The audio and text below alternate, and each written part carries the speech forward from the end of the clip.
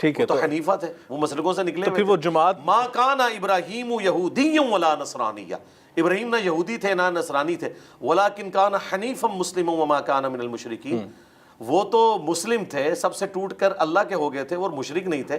ہمارا تو فخر ہے، ہمارے استاد ڈاکٹر سرار صاحب جب یہ آیت پڑھتے تھے تو کہتے تھے اپنے آپ کو جوڑ لو کہ محمد نہ سنی تھے نہ شیعہ تھے، وہ مسلم تھے، ابراہیم نہ یہودی تھے نہ نصرانی تھے۔ سبحان اللہ۔ اچھا، جب ایک نان مسلم کلمہ پڑھتا ہے تو ہم نے بہت سارے جگہ پہ دیکھا، وہ سب سے پہلے یہ سوال کرتا ہے بھائی جب میں کلمہ پڑھوں گا تو میں نے کدھر جانا ہے؟ میں نے اہل حدیث ہونا ہے، میں نے بریلوی ہونا ہے، دیوبندی ہونا ہے، شیعہ ہونا ہے، میں کدھر جاؤں گا؟ تو اس کے لیے کیا جواب ہے؟ اس کے لیے جواب تو کوئی پڑھا لکھا مسلمان اسے دے گا، وہ مسلمان جس نے خود یہ تحقیق کی ہو۔ مجھے بتائیں آج ایک نان مسلم اسلام قبول کرے یا کرنا چاہے اور وہ کہے کہ مجھے اپنی کوئی ٹیکسٹ بک دیں، ہم اسے قرآن ہی دیں گے نا جی۔ اور اگر وہ آگے سے یہ پوچھ لے کہ آپ نے بھی یہی قرآن پڑھ کے اپنے آپ کو اسلام میں داخل کیا تھا اور آپ کے نہیں میں نے تو نہیں ترجمے سے پڑھا، تو مجھے بتائیں کیا حال ہوگا؟ ہم نان مسلمس کو یا نیو مسلمس کو بھی بکش مسلمان بنائیں گے، انہیں کہیں گے یہ سارے فرقے ٹھیک ہے، کلمہ گو ہیں، اہل قبلہ ہیں، مسلمان ہیں، کافر نہیں ہیں، ٹھیک، لیکن کچھ حق کچھ لوگوں کے پاس ہوگا، کچھ حق کچھ لوگوں کے پاس ہوگا۔ باقی جو بڑی بڑی موٹی چیزیں ان پہ تو سب متفق ہیں، سنی ہو شیعہ ہو، ان کے جتنے آف شوٹس ہوں، سب لوگ حج کرنے کے لیے کعبہ شریف جاتے ہیں۔ یہ نہیں ہوا کہ شیعہ جو ہیں وہ نجف چلے جائیں اور سنی جو ہیں دیوبند بریلی اجمیر بغداد چلے جائیں، ایسا نہیں ہوتا، سارے وہیں جاتے ہیں، نمازیں سارے 5 ہی مانتے ہیں، رکھتے سارے 17 ہی مانتے ہیں دن رات میں۔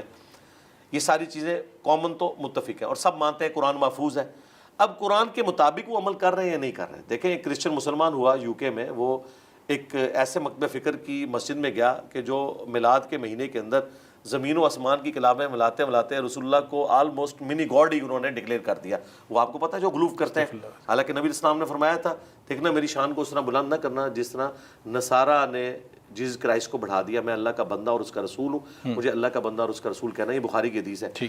وہ شخص نیو مسلم وہ نماز کے بعد امام صاحب کے پاس گیا کہ یہی باتیں ہم جیسس کرائسٹ کے بارے میں وہاں کلیم کرتے تھے، مجھے تو اسلام کی توحید پسند آئی کہ ایک خدا کی بات ہے، باقی سب اس کی مخلوقات ہیں، اور آپ نے صرف جیسس کرائسٹ کو ہٹا کے اس کی جگہ محمد رسول اللہ کو لگا دیا، یہ دین کہاں لکھا ہوا ہے؟ صحیح، میں نے تو قرآن پڑھا ہے، اس میں تو اس طرح کی بات کوئی نہیں ہے۔ اب یہ آگے سے بتائیں گے جی فلاں صوفی نے یہ لکھا، فلاں بزرگ یہ بتا کے، بھائی قرآن اللہ کی کتاب قرآن کی موجود ہے۔ تائید کے لیے کسی اور کا کال لینا، قرآن کو کسی کے قول کی تائید کی ضرورت بالکل ٹھیک، میں سمجھتا ہوں قرآن کو کسی کے قول کی تائید کی ضرورت بالکل بہت خوبصورت جواب ہے۔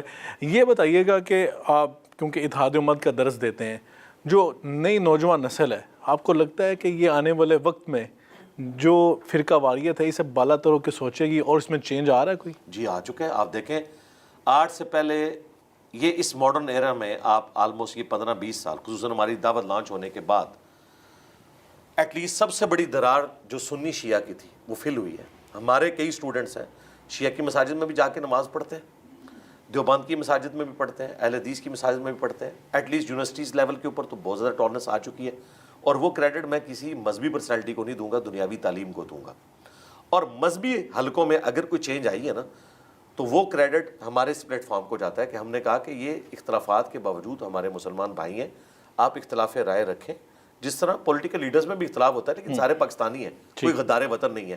یہ تو اب تھوڑی سی پالیٹکس ہماری گندی ہوگی کہ ایک دوسرے کو غدار وطن والا معاملہ ہوا، پہلے یہ کام کوئی اور لوگ کرتے تھے اور آج ان کو سزا یہ ملی ہے کہ اب پارٹیاں مل کے انہیں کہتی ہیں کہ آپ اصل میں غدار ہو۔ بالکل، تو یہاں پہ گستاخی کے فتوے لگتے تھے لیکن اب لوگ ان چیزوں سے کافی حد تک نکل چکے ہیں۔ نہیں، ایک تو الزام آپ پہ بھی بڑا آ رہا ہے نا آج کل کے، یہ محمد علی بھائی جو ہیں یہ انا والا غیری کے مصداق بنتے جا رہے ہیں، وہ کہتے ہیں بس جو میں کہہ رہا ہوں وہ ٹھیک ہے، جو میں کہہ رہا ہوں آپ نے علماء کی نہیں سننی، آپ نے اس کی نہیں سننی، آپ نے اس بابے کی نہیں سننی، آپ نے اس کی نہیں سننی، جو میں کہہ رہا ہوں۔ تو یہ ایک نیا فرقہ لانچ کرنے جا رہا ہے۔ ہمارا پلیٹ فارم واحد پلیٹ فارم ہے جو کہتا ہے کہ آپ نے سب کی سننی ہے اور دیکھنا ہے کون بکش بات کر رہا ہے۔ میری دعوت تو اس دن کولیپس کر جائے گی جس دن نہیں، آپ نے تو یہ لکھ کے لگایا ہوا ہے کہ نہ میں وابی نہ میں بابی، میں ہوں مسلم علمی کتابی۔ تو میں اپنے آپ کہہ رہا ہوں، میں کسی کو تو کچھ نہیں کہہ رہا، میں یہ کہہ رہا ہوں کہ مجھے کوئی وابی نہ کہے، مجھے کوئی بابی نہ کہے، میں مسلم ہوں۔ میرے جد امجد ابراہیم خلیل اللہ مسلم تھے اور میرے آقا اور مولا محمد رسول اللہ مسلم تھے۔ یہ تو میں کہہ رہا ہوں کہ ہمیں مسلم کہنا چاہیے، اس سے کوئی اختلاف کرے، کسی ایک نعرے سے بھی کوئی اختلاف کرے، نبی کے جیسا ہے ہی کوئی نہیں، بابے تشاہی کوئی نہیں۔ آپ کو یہ کہتے تھے نا کہ بڑے سے بڑا بابا غوث قطب ابدال کسی صحابی کے گھوڑے کے قدموں کی خاک نہیں ہے، یہ کہتے تھے نا۔ تو یہ کیا کہتے تھے کہ صحابی کے گھوڑے کی قدموں کی خاک جیسا ہے ہی کوئی نہیں، بابت شاہی کوئی نہیں، یہی کہہ رہے ہوتے تھے نا. حالانکہ میں اس کے ساتھ ایگری نہیں کرتا. ٹھیک. جانور کبھی بھی کسی مسلمان سے افضل نہیں ہو سکتا. بے شک. تو یہ اپنی ڈاکٹرن دیکھ لیں. ہم تو کہہ رہے ہیں نبی کے جیسا ہے ہی کوئی نہیں. ٹھیک ہے.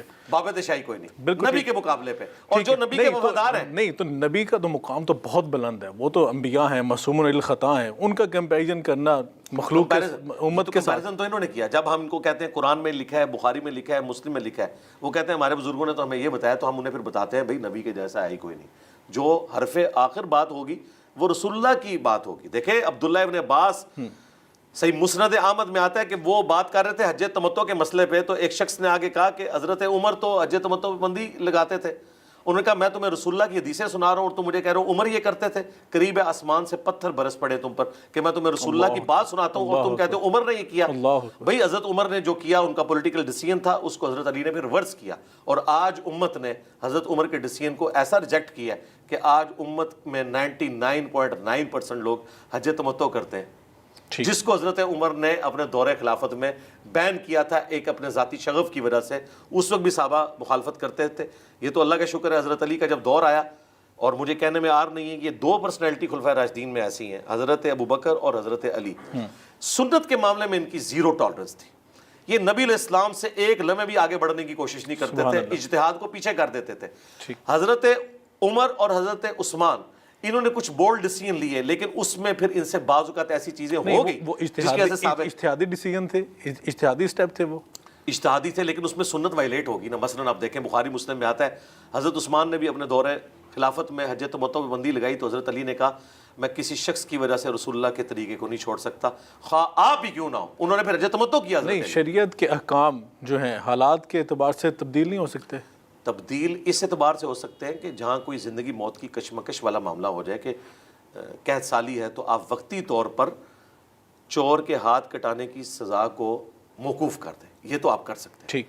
لیکن یہ جو حج تمتع والا مسئلہ ہوا تھا، نبی علیہ السلام نے تو مشرکین عرب کی رسم توڑی تھی. وہ حج کے دنوں میں عمرہ کرنے کو گناہ سمجھتے تھے. نبی علیہ السلام نے اللہ تعالیٰ سے دعائیں کر کے یہ شریعت کے حکم کو اسٹیبلش کیا کہ حج کے دنوں میں میرے امتی اتنی دور سے سفر کر کے آئیں گے، ان کو تو موقع ہی نہیں ملے گا عمرہ کرنے کا، دوبارہ اتنا خرچہ کرنے کا. تو اللہ نے اجازت دی، لیکن ساتھ ایک پلنٹی ڈال دی، مدنی پلنٹی، کہ آپ نے قربانی کرنی ہے. سبحان اللہ. ٹھیک ہے. وہ ہم جو قربانی کرتے ہیں وہ عید قربان کی قربانی نہیں ہوتی ہے، وہ حج تمتع کی یا قران کی ہوتی ہے کہ ہم ایک سفر میں عمرے سے بھی فائدہ اٹھا رہے ہیں.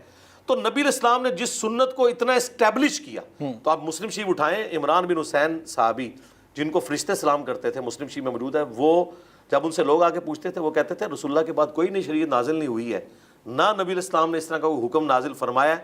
نبی علیہ السلام حج تمتع کو جاری کر کے گئے، یہاں تک کہ اس شخص نے یہ آ کے ڈیسیژن کیا. اتنے سخت الفاظ میں سیدنا عمر کے اوپر وہ نکیر کرتے تھے.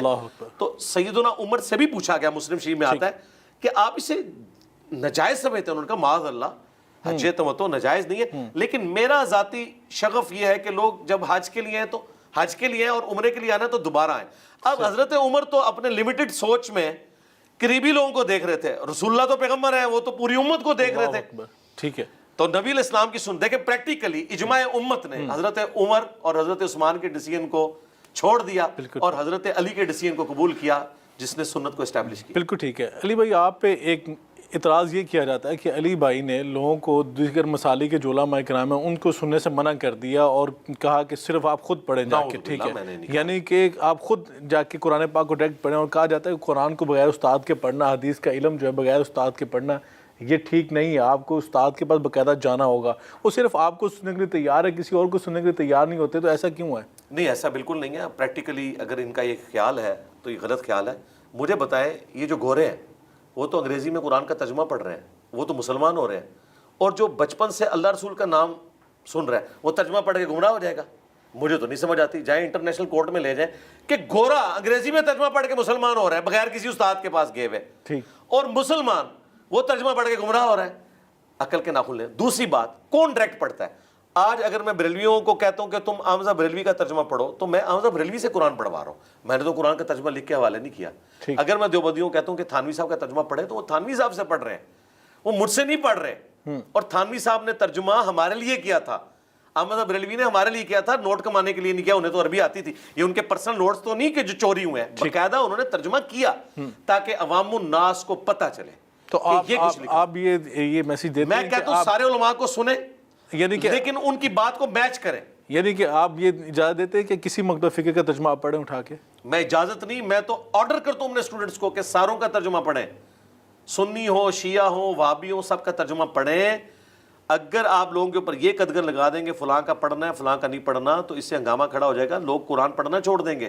ہمارے نزدیک تراجم سب ایک جیسے ہیں۔ ٹھیک، مجھے بتائیے آج بی بی سی یا سی این این کے نیچے جو پٹی چلتی ہے، کیا ایسا ہوتا ہے کہ افریقہ کا انسان اس پٹی کا کوئی اور مطلب لیتا ہے اور یورپ کا انسان کوئی اور مطلب لیتا ہے اور سب کانٹیننٹ کا اور لیتا ہے؟ قرآن کے بارے میں کیوں کہتے ہیں کہ جی بڑے ترجمے ہوئے ہیں؟ ترجمے الفاظ کے چناؤ کا فرق ہے، مفہوم سب کا ایک ہے۔ بسم اللہ کا ترجمہ کسی نے کیا اللہ کے نام سے شروع، کسی نے کیا شروع اللہ کے نام سے، کسی نے کیا شروع کرتا ہوں اللہ کے نام سے، ٹھیک، سب نے اللہ کے نام سے شروع کیا۔ بالکل ٹھیک ہے۔